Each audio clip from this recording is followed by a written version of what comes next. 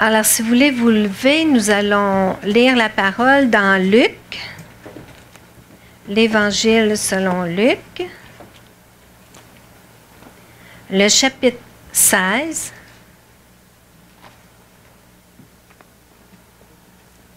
à partir du verset 19. Il y avait un homme riche qui était vêtu de pourpre et de fin lin, et qui chaque jour menait joyeuse et brillante vie.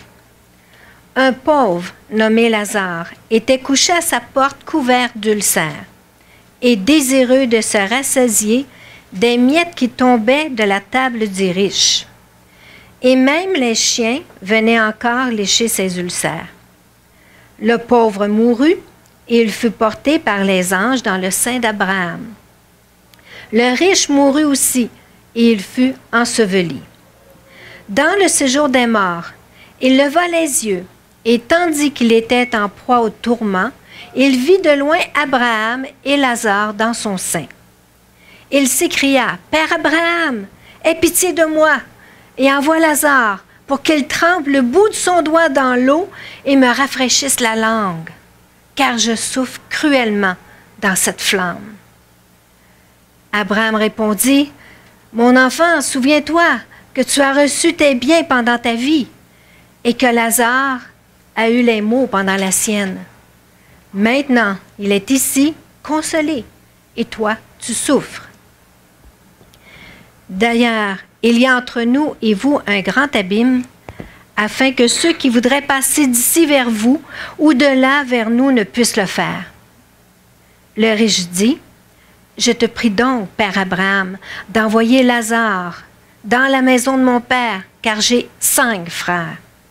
C'est pour qu'il leur atteste ces choses, afin qu'ils ne viennent pas aussi dans ce lieu de tourment. » Abraham répondit, « Ils ont Moïse et les prophètes, qu'ils les écoutent. » Et il dit, « Non, Père Abraham, mais si quelqu'un des morts va vers eux, ils se repentiront. » Et Abraham lui dit, « S'ils n'écoutent pas Moïse et les prophètes, ils ne se laisseront pas persuader, même quand quelqu'un des morts ressusciterait. » Vous pouvez vous asseoir.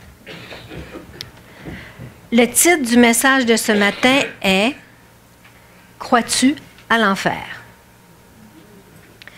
Pour la plupart d'entre nous, la question peut sembler superflue, car nous croyons à l'enfer. Mais la majorité des gens n'y croient pas, et pas seulement parmi les inconvertis. Depuis plusieurs années, nous constatons avec tristesse que beaucoup de chrétiens ne croient plus à l'existence de l'enfer tel qu'il est décrit dans les Saintes Écritures. À travers le récit de Luc 16 que nous venons de lire, le Seigneur a voulu nous enseigner sur l'au-delà. Et il ressort premièrement qu'il y a une vie après la mort, et deuxièmement qu'il n'y a que 2 destinations. L'une vers le bonheur et le repos éternel, l'autre vers la souffrance et les tourments éternels. Ecclésiaste 3.11 affirme que Dieu a mis la pensée de l'éternité dans le cœur de l'homme. Instinctivement, la majorité des gens ressentent qu'il y a quelque chose après la mort, car ce serait absurde que l'existence se termine au décès.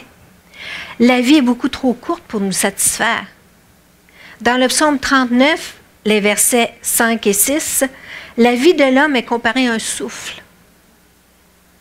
Et dans Jacques 4, le verset 14, elle est comparée à une vapeur qui paraît pour un peu de temps et qui ensuite disparaît. Sachant que notre vie ici-bas est si brève, ne vaut-il pas la peine de s'interroger sur ce qu'il y a après la mort? Parce que Dieu nous a créés à son image et qu'il a déposé en nous la pensée de l'éternité, rien de passager ni de temporaire ne peut pleinement nous satisfaire. On n'a qu'à regarder la manière dont les hommes vivent pour réaliser que l'existence terrestre ne répond pas à nos aspirations les plus profondes de perfection et de permanence. Le libertin multiplie sans cesse les amusements et les plaisirs. L'homme d'affaires veut gagner toujours plus. Le travailleur acharné va jusqu'à se tuer littéralement à la tâche. Le savant se passionne sans fin pour de nouvelles découvertes.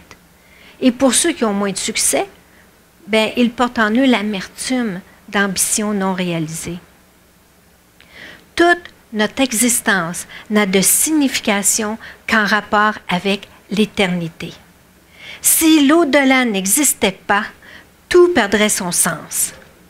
Comme il est écrit dans Ecclésiaste 1,14, « J'ai vu tout ce qui fait sous le soleil, tout ce qui se fait sous le soleil. Et voici, tout est vanité et poursuite du vent. » Notre existence terrestre ne satisfait ni notre désir intérieur de vivre éternellement, ni notre volonté d'être parfait en toutes choses. De même, elle ne peut satisfaire notre sens inné de la justice. Si la vie se termine à la mort, alors c'est terriblement injuste pour les victimes de crimes de toutes sortes. Que de méfaits et de crimes ne sont jamais punis ici-bas? Comme le dit Ecclésiaste 7, verset 15, « J'ai vu tout cela pendant les jours de ma vanité. Il y a tel juste qui périt dans sa justice, et il y a tel méchant qui prolonge son existence dans sa méchanceté. » Pour nous qui avons fait de Jésus-Christ notre Sauveur et notre Seigneur, la vie dans l'au-delà devient un objet d'espérance. Car en lui, nous avons la vie éternelle. C'est une vie en abondance, une vie de félicité qui ne finira jamais. Dans cette perspective chrétienne, nous avons aussi la consolante certitude de revoir nos bien-aimés qui sont morts dans la foi. Notre existence a un but plus élevé que ce que le monde veut nous faire croire. Nous avons été créés pour la gloire de Dieu, dès ici-bas et pour l'éternité. Nous sommes destinés à devenir semblables à Jésus-Christ. C'est ce que nous enseigne Romains 8, verset 29, et première épître de Jean, chapitre 3, verset 2. À cause de notre nature charnelle, nous sommes éloignés de Dieu par nos péchés. Nous le savons. Pour nous rapprocher de lui et obtenir cette promesse d'une destinée éternelle, il faut d'abord nous réconcilier à travers le sacrifice de Jésus-Christ. Il est bon de se rappeler ces choses pour pouvoir en témoigner aux autres qui ne connaissent pas encore le Seigneur. Parce que c'est le point de départ de cette grande aventure de la foi véritable. Jésus-Christ est mort sur la croix comme substitut, c'est-à-dire à notre place.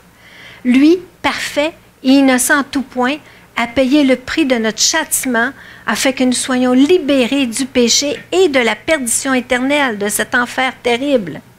C'est un cadeau gratuit, c'est une grâce de Dieu que nous acceptons par la foi.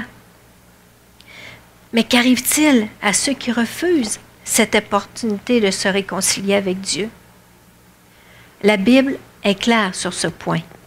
Ils seront jetés dans les temps de feu et tourmentés pour l'éternité.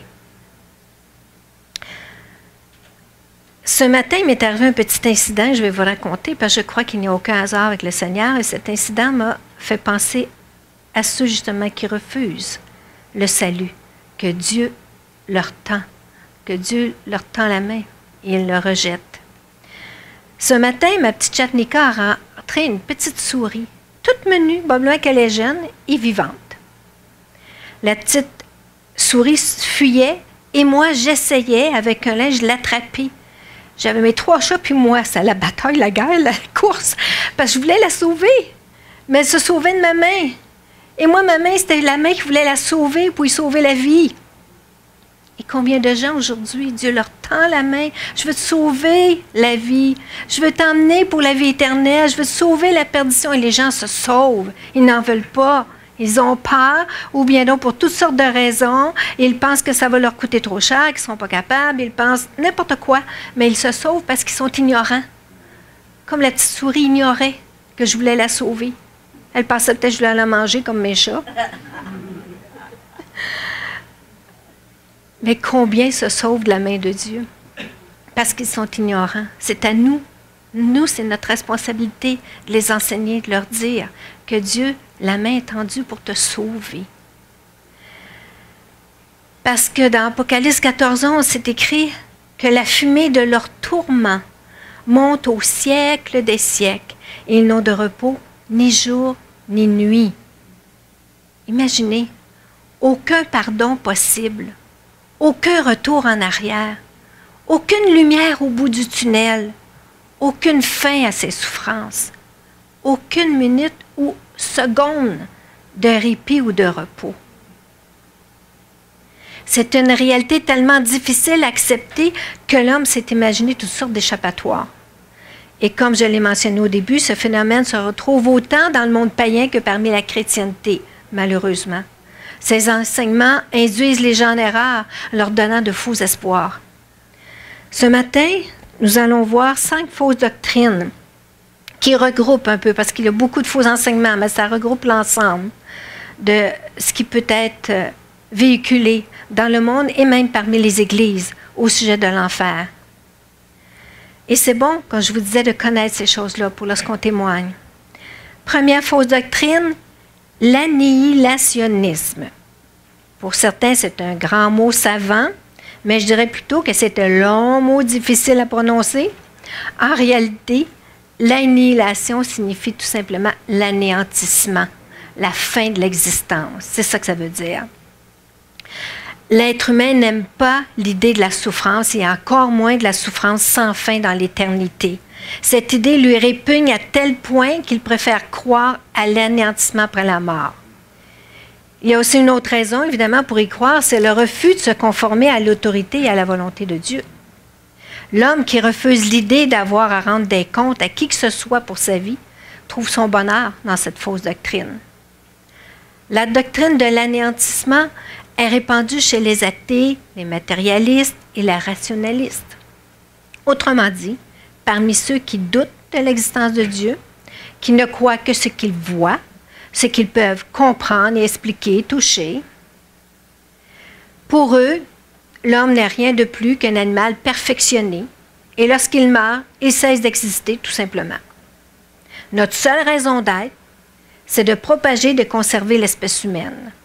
En dehors de ça, la vie n'a ni sens ni but, elle est, c'est tout. Sans cause, sans raison, sans bien ni mal, tout est relatif sur cette terre. Nous pouvons vivre comme bon nous semble, parce qu'après, c'est fini. Cette philosophie n'est pas d'aujourd'hui. Le prophète Ésaïe a écrit au sujet de l'insouciance d'Israël dans Ésaïe, chapitre 22, verset 13, « Et voici de la gaieté et de la joie. On égorge des bœufs et l'on tue des brebis, on mange de la viande et l'on boit du vin, mangeons et buvons, car demain, nous mourrons. » En réalité, derrière cette philosophie se cache un cri de désespoir et de révolte. L'expression « mangeons et buvons » signifie avoir du bon temps. Mais qu'arrive-t-il lorsque les épreuves de la vie nous accablent? Lorsque la maladie nous cloue sur un lit d'hôpital? Lorsque la jeunesse nous quitte et que notre corps se courbe sous le poids des années? Lorsque l'argent fait défaut et que l'on mendie son pain? Peut-on encore s'écrier « mangeons et buvons, faisons la fête, car demain nous mourrons ». C'est pourquoi il y a tellement de désespoir, de dépression et de suicide dans notre monde moderne occidental où cette philosophie est largement répandue. Mangeons et buvons, c'est ce que le riche de notre texte d'ouverture a fait toute sa vie.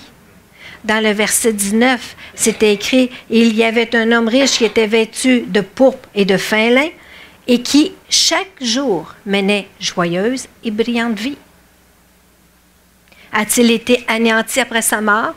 Non. Au verset 23, il est écrit « Dans le séjour des morts, il leva les yeux. Et tandis qu'il était en proie au tourment, il vit de loin Abraham et Lazare dans son sein. » L'homme riche était vivant et il avait toute sa conscience. Au verset 25, il est écrit « Abraham répondit, « Mon enfant, souviens-toi. » Il pouvait se souvenir que tu as reçu tes biens pendant ta vie et que Lazare a eu les maux pendant la sienne. Maintenant, il est ici consolé et toi, tu souffres. L'homme riche a choisi de vivre sa vie sur terre sans Dieu, en se confiant dans ses richesses. Il poursuivra sur la même voie dans l'au-delà. Il vivra éternellement sans Dieu, mais cette fois-ci, il n'aura pas ses richesses. Il n'y a pas que les incroyants qui adhèrent à cette fausse doctrine. Certaines sectes qui se disent chrétiennes, comme les adventistes et les témoins de Jéhovah, croient aussi à l'anéantissement des méchants. Les adventistes enseignent que le feu de l'enfer anéantira les impies en les consumant entièrement. Quant aux témoins de Jéhovah, Ils enseignent qu'à leur mort, les impies sont anéantis, puis recréés pour avoir une deuxième chance. Ceux qui refusent cette deuxième chance seront définitivement anéantis. L'un comme l'autre s'appuie sur des versets où il est dit que les méchants périront et qu'ils seront détruits. Par exemple, dans Ésaïe 1, 28, c'est écrit « Mais la ruine atteindra tous les rebelles et les pécheurs, et ceux qui abandonnent l'Éternel périront. » Dans Psaume 145, 20, « L'Éternel garde tous ceux qui l'aiment et il détruit tous les méchants. » Les fausses doctrines sont toujours fondées à partir de versets isolés du reste des Écritures. Car l'ensemble de la Bible parle du châtiment des impies comme n'ayant aucune fin. De nombreux versets enseignent que la vie après la mort existe, non seulement pour les sauvés, mais également pour les perdus. Ceux qui croient en Jésus-Christ reçoivent la vie éternelle. Ceux qui rejettent ce salut sont voués au châtiment éternel. Il est écrit dans 2 Thessaloniciens, 1er chapitre, verset 9, « Ils auront pour châtiment une ruine éternelle, loin de la face du Seigneur et de la gloire de sa force. » Le mot original grec traduit par « éternel » signifie « sans fin ». Si cette ruine était l'anéantissement, il aurait été inutile d'ajouter qu'elle sera sans fin. Il aurait été anéanti, donc c'est parce qu'ils ne sont pas anéantis. Par ailleurs, cette ruine est décrite comme étant la privation de la présence de Dieu. C'est ce que la Bible appelle la seconde mort. La première mort consiste à quitter cette terre et ce corps de chair.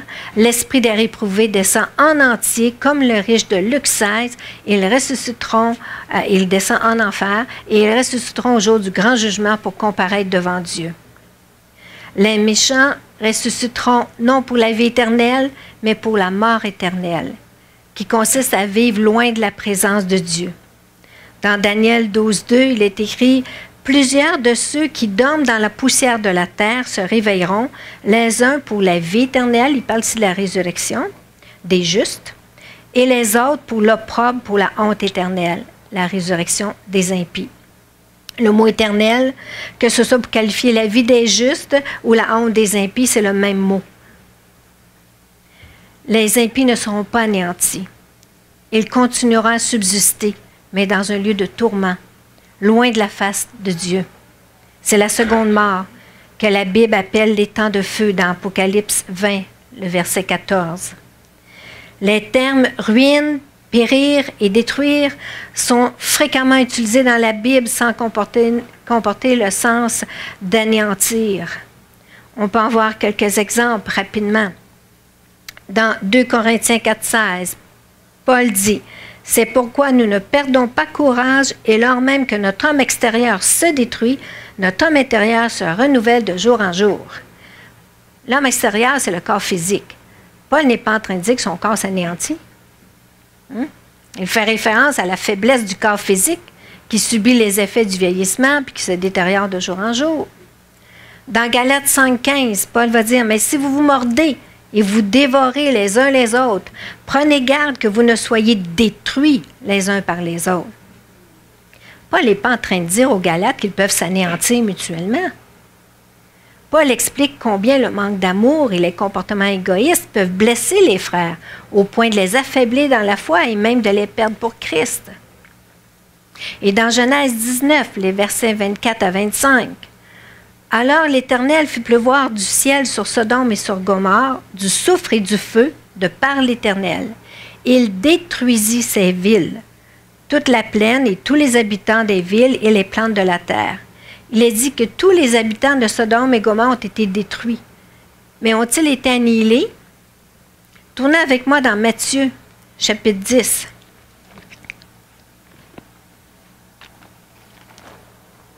Matthieu, chapitre 10. Nous allons lire les versets 14 et 15.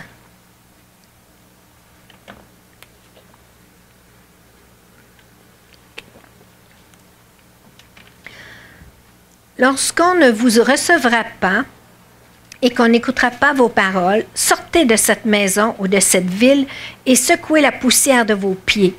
Je vous le dis en vérité, au jour du jugement, Le pays de Sodome et de Gomorrhe sera traité moins rigoureusement que cette ville-là. Nous voyons que les habitants de ces deux villes n'ont pas été anéantis puisqu'ils comparaîtront le jour du jugement. Ils sont descendus en enfer dans l'attente de ce jour terrible. Deuxième fausse doctrine, la réincarnation. Je n'entrerai pas dans tous les détails, mais en général, ils enseignent que le corps n'est qu'une enveloppe et l'être intérieur qu'ils appellent la conscience ne fait que changer d'enveloppe au moment de la mort. Il peut revenir ou se réincarner, si vous voulez, dans une enveloppe différente, faite de matière différente, selon ce qu'il aura fait tout au long de sa vie. S'il a fait le bien, il se réincarnera de nouveau dans un corps humain, mais avec des conditions de vie supérieures. Et s'il a commis le mal, il se réincarnera dans un corps inférieur. Ça peut être animal, végétal, minéral, et ça peut être aussi sous forme humaine, mais dans des conditions de vie misérables. C'est une sorte de rétrogradation qui a pour but de rééduquer sa conscience. L'existence de l'être humain passe ainsi d'un stade à l'autre jusqu'à ce qu'il atteigne la perfection et puisse s'unir avec l'âme cosmique ou conscience universelle. Ainsi donc, le but ultime de la réincarnation est l'anéantissement personnel. La personne n'existe plus, elle est dissociée dans le grand tout, autrement dit, une non-existence absolue.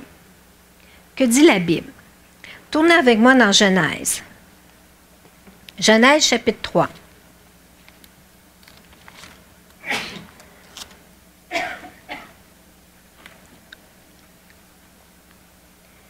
Le verset 19. C'est à la sueur de ton visage que tu mangeras du pain, jusqu'à ce que tu retournes dans la terre d'où tu as été pris, car tu es poussière, et tu retourneras dans la poussière. L'homme est poussière, et il retournera dans la poussière, autrement dit, son corps périra. Cela fait partie du châtiment de mort qui a été prononcé par Dieu suite à la désobéissance d'Adam, qui a entraîné toute l'humanité dans sa chute. Ce châtiment ne laisse aucune possibilité de revenir sous quelque forme que ce soit. Le corps retournera à la poussière et restera dans la poussière jusqu'à la résurrection. Comme nous l'avons déjà vu, les justes ressusciteront pour la vie et les impies ressusciteront pour la seconde mort qui est les temps de feu.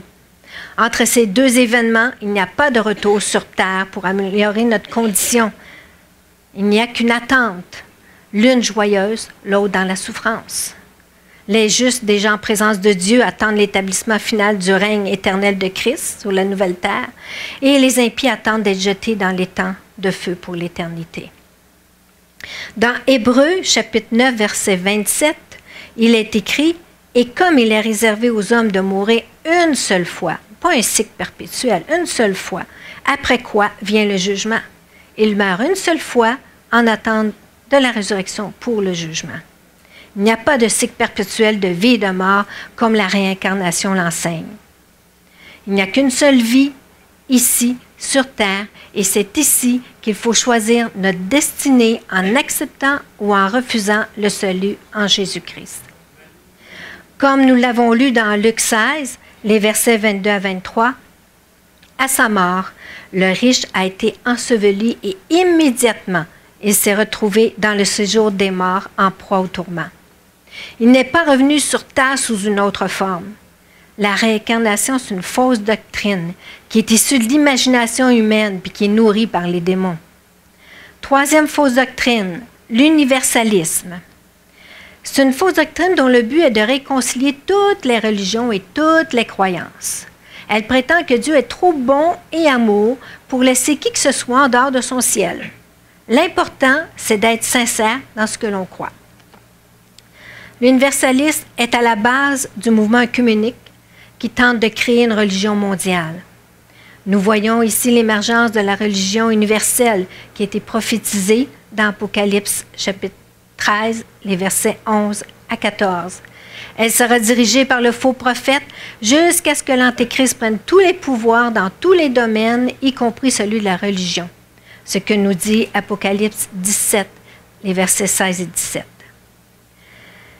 L'universalisme va jusqu'à enseigner que même Satan et ses hordes de démons seront pardonnés et réconciliés avec Dieu. il va sans dire que cette fausse doctrine ne tient pas la route face aux saintes Écritures.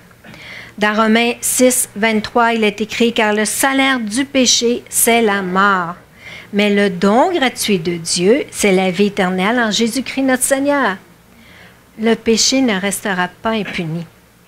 Les pécheurs n'entreront pas au ciel avec leurs péchés.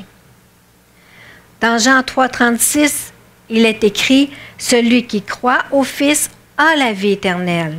Celui qui ne croit pas au Fils ne verra point la vie, mais la colère de Dieu demeure sur lui. » Les témoins de Jéhovah ne croient pas que Jésus-Christ est Dieu le Fils. Les musulmans, les bouddhistes, les hindouistes, beaucoup d'occidentaux influencés par la religion orientale considèrent Jésus-Christ comme un homme sage et non comme le Fils de Dieu sauveur de l'humanité. La Bible dit que la colère de Dieu demeure sur eux et qu'ils n'hériteront pas de la vie éternelle. Dans Marc 16, les versets 15 et 16, il est écrit, c'est la grande mission de chacun de nous, puis il leur dit, « Allez par tout le monde et prêchez la bonne nouvelle à toute la création. » Verset 16, « Celui qui croira et qui sera baptisé sera sauvé, mais celui qui ne croira pas sera condamné. » La Bible est claire. Celui qui ne croira pas sera condamné. Si cela n'était pas, pourquoi Christ nous demanderait-il de prêcher la bonne nouvelle du salut? Cette bonne nouvelle serait inutile si chacun peut croire ce qu'il veut et aller au ciel. Les adeptes de l'universalisme se rebutent face au jugement des impies et la perdition éternelle. L'enfer est incompatible avec leur but d'accommoder le christianisme au salut universel et à l'esprit de tolérance qu'ils prônent. La notion même de l'enfer est un obstacle pour leur objectif, qui est de rendre le christianisme attirant et attrayant aux yeux de gens qui ne fréquentent pas les églises. L'enfer ne communique pas une bonne image de l'Église. En réalité, ils font office de piété, mais ne craignent pas Dieu et ne soucient pas de la justice divine. L'universalisme est une fausse doctrine qui donne de faux espoirs et entraîne une multitude directement en enfer. Et c'est une doctrine parmi les églises, parmi les chrétiens. Quatrième fausse doctrine, le purgatoire. Qu'est-ce que la doctrine du purgatoire? En gros, cette doctrine de l'Église catholique romaine enseigne qu'il y a un ciel et un enfer, tous deux éternels. Cependant, il y a un lien intermédiaire appelé purgatoire, dans lequel la personne décédée purge la peine de ses péchés et se purifie afin de pouvoir entrer dans le ciel. Pour que l'âme du défunt progresse du purgatoire au ciel, bien, il faut que des messes soient dites pour elle. Évidemment, ces messes sont payantes. Tout ce système est issu de l'imagination humaine dans un but cupide pour remplir les coffres de l'Église catholique romaine. Nulle part dans la Bible, il n'est fait mention d'un lieu intermédiaire et temporaire où les âmes peuvent se purifier pour entrer dans le ciel. Les Écritures ne parlent que de deux destinées après la mort, le ciel et l'enfer. La période de probation ou de mise à l'épreuve se passe ici-bas pendant notre vie terrestre. C'est ici que tout se joue, que notre destinée se décide. Après la mort, c'est trop tard. Dans notre texte de Luc 16, il y a seulement deux catégories après la mort. Les sauvés, représentés par Lazare, et les perdus, représentés par le riche. Il n'y a pas de catégorie intermédiaire. Le riche a demandé à Abraham d'envoyer Lazare, lui donner de l'eau pour soulager ses tourments. Puis quelle a été la réponse du patriarche au verset 26? Il y a entre nous et vous un grand abîme, afin que ceux qui voudraient passer d'ici vers vous ou de là vers nous ne puissent le faire. Non seulement les impies iront en enfer, mais ils n'ont aucune possibilité d'en sortir pour passer de l'enfer au ciel. Jésus a illustré ce concept de deux destinées, seulement deux destinées, à plusieurs reprises tout au long de son ministère. Dieu nous aime tellement, il veut nous avertir. Il voulait avertir les gens, il souhaitait qu'ils comprennent l'enjeu de cette vie ici-bas. Il veut vraiment qu'on comprenne que c'est ici-bas que tout se décide. Car Dieu, il veut qu'aucun se perde. Mais il ne peut pas forcer les gens à accepter le salut en Jésus-Christ, qui est le seul chemin vers le ciel. Voyons quelques exemples. que Jésus a données, des illustrations. Dans Matthieu 13, le verset 13 et 14, Jésus parle de la porte étroite vers le ciel et la porte large vers l'enfer. Le chemin étroit qui mène à la vie et le chemin large qui mène à la perdition. Dans Matthieu 13, verset 30, Jésus enseigne la parabole du blé et de l'ivraie qui croient ensemble, mais à la fin, le blé est amassé dans le grenier, tandis que l'ivraie est jeté au feu. Le blé, ce sont les fils du royaume de Dieu, tandis que l'ivraie, ce sont les fils du malin. Dans Matthieu 13 et versets 41 à 47, les méchants sont précipités dans la fournaise ardente versus les justes qui montent au ciel. Dans Matthieu 25, les versets 1 à 12, Jésus enseigne la parabole des vierges sages versus les vierges folles. Les vierges sages sont entrées dans la salle des noces, tandis que les folles sont restées à l'extérieur. Dans Matthieu 25, les versets 14 à 30, Jésus enseigne la parabole du serviteur fidèle versus le serviteur infidèle. Le premier entre dans la joie de son maître, tandis que le second est jeté dans les ténèbres du dehors, là où il y aura des pleurs et des grincements de dents. Le purgatoire n'existe pas, car nous sommes justifiés seulement par la grâce de Dieu et non par des messes ou des souffrances temporaires. À notre mort, le sang dans 1 Jean 1,7, il est écrit, « Mais si nous marchons dans la lumière comme il est lui-même dans la lumière, nous sommes mutuellement en communion, et le sang de Jésus, son Fils, nous purifie de tout péché. » C'est le sang de Jésus qui nous purifie, puis il est plus que suffisant. En lui, nous avons le salut dès ici-bas et pour l'éternité. Nous n'avons pas besoin d'ajouter des souffrances additionnelles après la mort. À notre mort, nous allons directement à sa présence, comme le martyr Étienne, qui en mourant dit dans Actes 7, 59, Seigneur Jésus, reçois mon esprit. Étienne n'est pas allé dans un lieu quelconque pour compléter sa purification. Il était pur, car la justice et la pureté de Jésus lui avaient été imputées à cause de sa foi. À sa mort, il est entré immédiatement en présence de son bien-aimé Sauveur et Seigneur. Paul pouvait dire dans Philippiens 21, « Car Christ est ma vie et la mort m'est un gain. » Il était gagnant en mourant, car il entrerait immédiatement en présence de Christ. Il n'avait pas besoin d'un lieu intermédiaire. Sur la croix, juste avant de rendre l'âme, Christ a dit « Tout est accompli » dans Jean 19, verset 30. Il n'y a plus rien à ajouter. Le purgatoire est une fausse doctrine. Cinquième et dernière fausse doctrine, la restauration ou rétablissement. Les adeptes de cette fausse doctrine enseignent qu'entre la mort et la résurrection des morts, tous, sans exception, auront une deuxième chance de se repentir et d'accepter Jésus-Christ. Le châtiment en enfer n'est donc pas éternel, mais temporaire. Il a pour but de purifier le pécheur, de le rendre conscient de son état de péché afin qu'il puisse se repentir. Non seulement cette doctrine va à l'encontre des Saintes Écritures, mais elle est un blasphème contre le sang de Christ. Elle met à égalité la puissance du sang de Jésus et celle des flammes de l'enfer pour justifier et purifier le pécheur. Or, que dit la Bible? Premièrement, comme nous l'avons déjà vu dans Hébreux 9, 27, la destinée de l'homme se décide ici-bas sur terre, car à la mort, son sort est définitivement scellé. Il ne lui reste qu'à attendre le jugement. Deuxièmement, nous avons également vu dans 1 Jean 1,7 que c'est seulement le sang de Jésus qui nous purifie de tout péché et non les flammes de l'enfer. Et troisièmement, dans toutes les Écritures, lorsqu'il est question de l'enfer, la souffrance n'est jamais, mais jamais mentionnée comme un moyen de purification, mais comme un châtiment subi éternellement. D'ailleurs, s'il y avait une deuxième chance en enfer, alors pourquoi accepter la première chance sur terre? Pourquoi Jésus nous demanderait d'annoncer l'évangile du salut dans cette vie? Il nous le demande parce que justement, il n'y a pas de deuxième chance après la mort. C'est ici et maintenant que nous devons nous repentir et accepter le salut en Jésus-Christ. À ceux qui refuseront la grâce de Dieu, il ne reste que l'attente du châtiment éternel. Le riche de Luc 16 savait qu'il avait mérité son châtiment et qu'il n'y avait aucun retour en arrière possible, car il n'essaie nullement de plaider sa cause. La seule demande qu'il fait par rapport à ses frères qui sont encore vivants, mais il ne demande pas pour lui de sortir de là, parce qu'il sait qu'il l'a mérité, puis il sait que c'est un jugement éternel. Et lorsqu'il demande, il intercède pour ses frères, eh bien, Abraham, il lui répond clairement qu'il écoute Moïse et les prophètes. Ça veut dire quoi, Moïse et les prophètes? Ça représente les Saintes Écritures.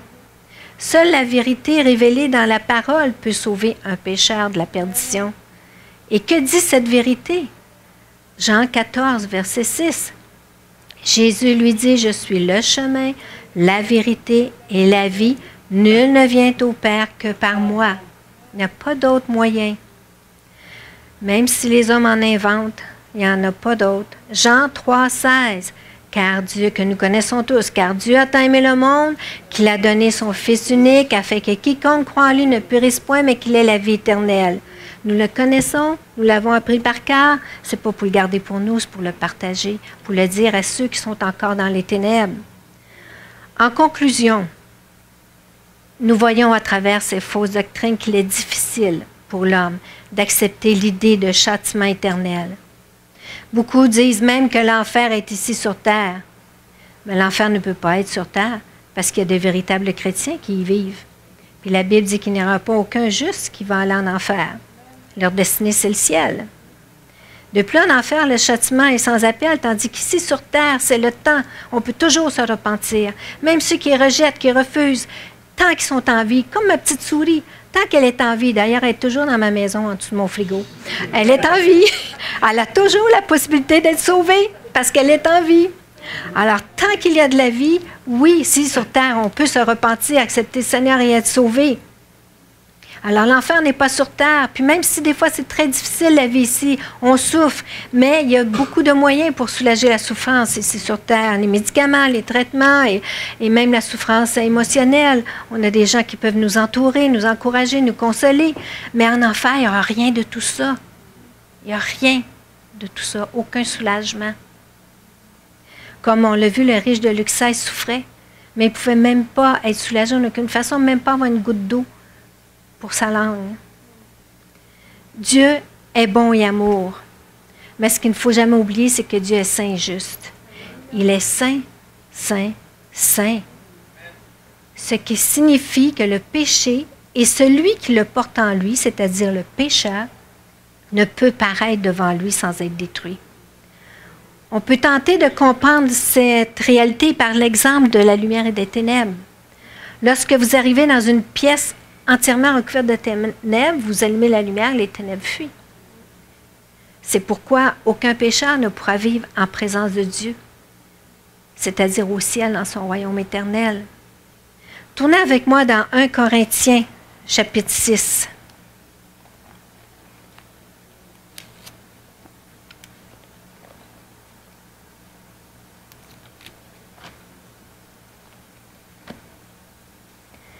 Chapitre 6, les versets 9 et 10.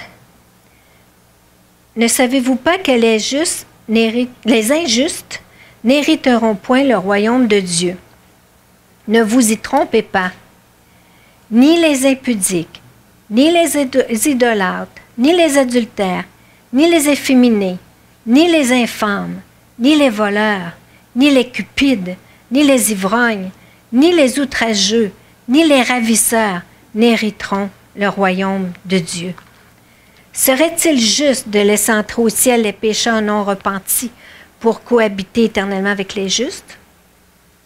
Serait-il juste d'octroyer les mêmes récompenses et la même destinée à ceux qui se soumettent à la volonté de Dieu, à ceux qui sont rebelles à Dieu? Même ceux dont nous disons que ce sont de bonnes personnes, ceux qui font tout leur effort possible pour gagner le ciel par leurs bonnes œuvres, n'entreront pas au ciel. C'est un leurre, une séduction du cœur qui est méchant et tortueux par-dessus tout, nous dit Jérémie 17, verset 9. Notre propre justice ne peut satisfaire Dieu. Elle est comparée à un vêtement souillé dans Isaïe 64, 5. Imaginez qu'un petit enfant qui, après va jouer dans la boue, vous présente un morceau de pomme après l'avoir serré dans ses mains salies de boue. Il vous regarde confiant et souriant. Il s'attend à ce que vous le preniez de ses mains sales et que vous le mangiez. Ce n'est qu'une image, mais cela nous aide à comprendre combien les bonnes œuvres des cœurs rebelles sont désapprouvées par Dieu. Lorsque l'homme regarde à lui-même pour obtenir la vie éternelle, il se trouve dans une impasse. Il n'y a aucun moyen, aucune façon, aucune manière de conquérir le cœur de Dieu par soi-même. Il est impossible de se réconcilier avec Dieu sur une base personnelle avec nos propres moyens. Tout ce que nous pouvons imaginer, et on a vu que les gens imaginent beaucoup de choses pour plaire à Dieu, est inutile. Le salaire du péché, c'est la mort. Et lorsqu'un pécheur meurt, il est voué à la damnation éternelle puisqu'il ne peut paraître devant Dieu avec son péché. Tout homme est d'ores et déjà mort dans son péché. Il n'y a rien qu'il puisse faire pour changer son statut et sa destinée. Gloire à Dieu. Devant notre incapacité à satisfaire aux exigences de sa justice, dans sa bonté et son amour, il a préparé un moyen de nous sauver de notre situation désespérée. Alléluia. Il a pourvu, comme j'ai dit au début, un substitut, et comme on l'a chanté, qu'il soit parfait, saint et satisfait en tout point aux exigences de sa justice afin de prendre notre place. Dieu le Fils s'est incarné. On l'a chanté, Emmanuel, Dieu avec nous. Il est venu en chair et en os sur la terre. Il s'appelle Jésus de Nazareth. Il a pris un corps semblable au nôtre, vécu une vie sans péché, une vie de sainteté, et il a subi le châtiment de la mort à notre place. Il a souffert et il est mort de manière ignoble sur la croix afin que nous puissions en lui être réconciliés avec Dieu le Père. Comme c'est Dieu qui est offensé par notre péché, c'est lui qui détermine le moyen de nous réconcilier et d'être pardonnés. Il n'y a aucun autre moyen. Dans Acte 4, verset 12, il est écrit « Il n'y a de salut en aucun autre, car il n'y a sous le ciel aucun autre nom qui ait été donné parmi les hommes par lequel nous devions être sauvés. Le seul nom, c'est Jésus. Celui qui croit est sauvé. Celui qui ne croit pas est déjà condamné. Il est condamné car il reste dans son péché. Il n'accepte pas le moyen pourvu par Dieu pour échapper à la damnation éternelle. Ce n'est pas Dieu qui le condamne, mais c'est son propre cœur, sa propre volonté qui refuse de se soumettre à Dieu. Dieu est bon, amour, saint et juste. Il appelle, il convainc par son Saint-Esprit, il enseigne par sa parole, il avertit par ses fidèles serviteurs, il déclare la vérité et montre le chemin du ciel. Mais si l'homme se détourne et emprunte une autre voie, s'il rejette la main tendue, il ne lui reste qu'à attendre la mort et la peine éternelle. Il est triste de constater que beaucoup de gens jettent le blâme sur Dieu, alors que leur destinée est en leurs propres mains. C'est à chacun de décider où on veut passer l'éternité. Ce choix se fait dans cette vie sur terre, dès maintenant, dans le temps présent. Après la mort, il sera trop tard. Plus personne ne peut changer son statut. Personne ne peut revenir en arrière, changer de décision, se repentir, dire « Ah, je me suis trompé, désolé ». C'est fini. Le sort est jeté pour l'éternité, pas pour 1000 ans, pour l'éternité. Sachant tout cela, nous devons prendre l'enfer au sérieux et ne pas négliger notre mission d'annoncer l'Évangile à ce monde perdu. Il y a encore des gens dans notre famille qui ne sont pas sauvés. Il y a des collègues de travail qui ne connaissent pas Jésus. Il y a des voisins qui se dirigent tout droit en enfer sans en être conscients. C'est à nous que Christ a donné la responsabilité de les avertir. Le titre de ce message est « Crois-tu à l'enfer ?» Oui, j'y crois, car c'est Dieu lui-même qui en parle dans sa parole. Pour ceux qui ont accepté Christ dans leur vie, notre destinée est le ciel. Christ est mort, mais Dieu l'a ressuscité.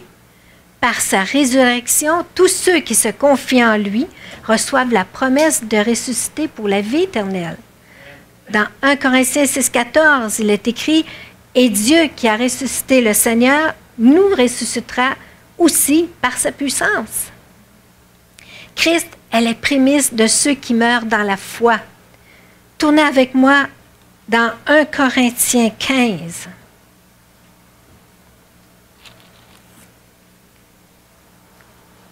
C'est le dernier verset que je vous fais tourner.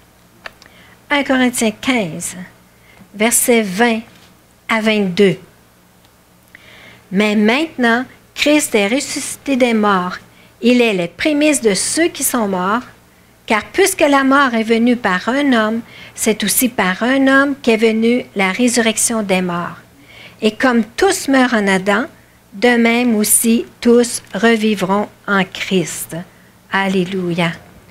Le thème de l'année, c'est la fermeté. Tenons ferme contre les fausses doctrines sur l'au-delà. Tenons ferme pour la foi qui a été transmise aux saints une fois pour toutes, comme le dit Jude dans son épître au verset 3. Tenons ferme dans la prière et l'intercession pour ceux qui sont dans les ténèbres, afin qu'ils viennent à la lumière. Tenons ferme pour avertir ceux qui périssent autour de nous. Tenons ferme jusqu'à la fin dans l'obéissance à Dieu et la sanctification, sans laquelle personne ne verra le Seigneur, nous dit Hébreux 12, verset 14. Cela afin de ne pas être rejeté après avoir prêché aux autres, comme l'a dit Paul dans 1 Corinthiens 9, 27. En restant ferme et en persévérant jusqu'à la fin, nous nous reverrons après la mort dans les lieux célestes aux côtés de notre Sauveur et Seigneur bien-aimé pour l'éternité. Soyez consolés par cette parole et soyez bénis. Amen.